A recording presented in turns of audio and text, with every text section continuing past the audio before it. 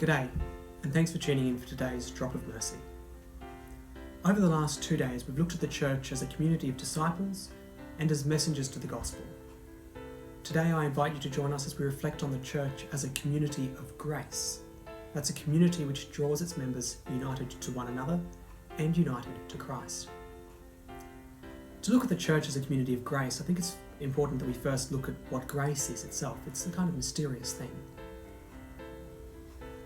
I often hear grace described almost as a kind of currency, almost like money. You pray for grace to do this or that, or you receive graces for doing a good deed or being a good Christian in some way. I think these statements are true in one way or another, but grace is a lot more than that. The best way I've ever heard grace described or defined is grace equals relationship. Grace is not so much an object, but the relational action of God. Neither the Hebrew nor the Greek roots of the word grace have the same connotations with the English word. Lewis Capaldi, in his 2018 song Grace, offers a kind of relational insight into the notion of grace as well.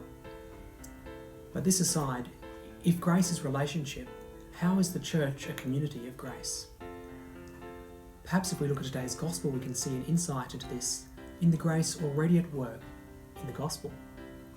Jesus has formed relationships with his disciples and the people who are listening to his preaching. It's easy to think of Jesus preaching and then going on to feed the crowd on the side of the hill. But these are really parallels who are seen on top of each other.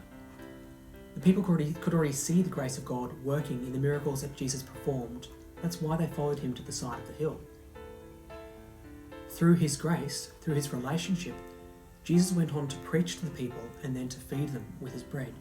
So in a similar way, we, the church, enter into the grace of Christ, hearing his word and sharing his Eucharist. Hence the view of the church as a community of grace. But grace is not always easy to recognise. But if we reflect today on the church as a community of grace, I invite you to think about those areas of your life where you see grace, the gift of a relationship with Christ, already at work. This might be someone's actions of healing or care, it might be a kind word, a moment of reading the scriptures, or a small prayer before you go to sleep, or the face of Christ in a friend. The list could go on.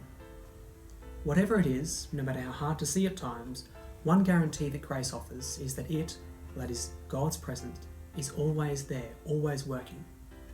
So as a community of disciples who are messengers to the gospel, let's live aware of God's relationship with us as a community of grace.